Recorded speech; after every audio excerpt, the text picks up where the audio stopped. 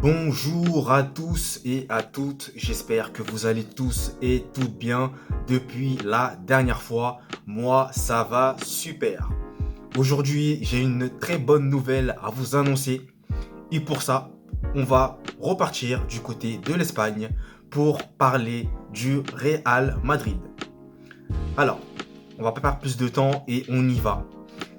Cette bonne nouvelle, c'est Carlo Ancelotti qui a prolongé son bail avec le Real jusqu'en 2026. Et donc, c'est officiel, Carlo Ancelotti n'ira pas entraîner la Seleção, plus communément appelée l'équipe nationale du Brésil. Il y avait quelques rumeurs qui se promenaient un petit peu, comme quoi c'était sa dernière année au Real et qu'il allait directement s'engager avec les Brésiliens. Mais ça n'a finalement pas été le cas, puisque le Real Madrid et Carlo Ancelotti sont parvenus à trouver un accord.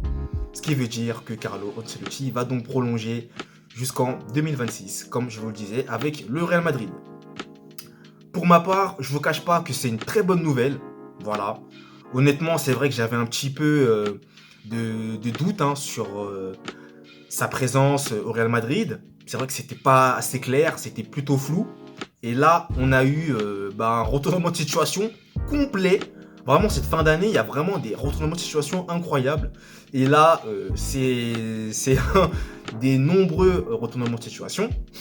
Et ça fait donc du bien, déjà pour le Real Madrid, puisque Carlo Ancelotti, quand même, faut le rappeler, une Liga, une Ligue des Champions. Et il est actuellement premier du classement avec le Real, sachant au passage qu'ils ont beaucoup d'absents. C'est vrai qu'on ne va pas justifier cette belle passe du Real Madrid par les absents, mais quand même, il y en a quand même de très grande taille. Camavinga, Courtois, Eder Militao, pour ne citer que, et j'en passe. Donc les amis, ce que Carlo Ancelotti est en train de réaliser en ce moment avec le groupe qu'il a, c'est phénoménal. Et d'ailleurs, pour vous-même le dire, il est invaincu depuis le 24 septembre dernier, à savoir la défaite contre l'Atlético de Madrid dans le derby de Madrid. Voilà. Pour vous laisser un petit peu une petite preuve vraiment de ce que Carlo Ancelotti est en train de réaliser avec le Real en ce moment. Donc les amis, le feuilleton probable qui allait se poursuivre entre Carlo Ancelotti et le Brésil n'aura finalement pas lieu. Et d'ailleurs, en parlant du Brésil, pour rebondir sur eux, eh bien, les Brésiliens sont très mécontents de ce qui vient de se passer. Ils l'ont à travers la gorge.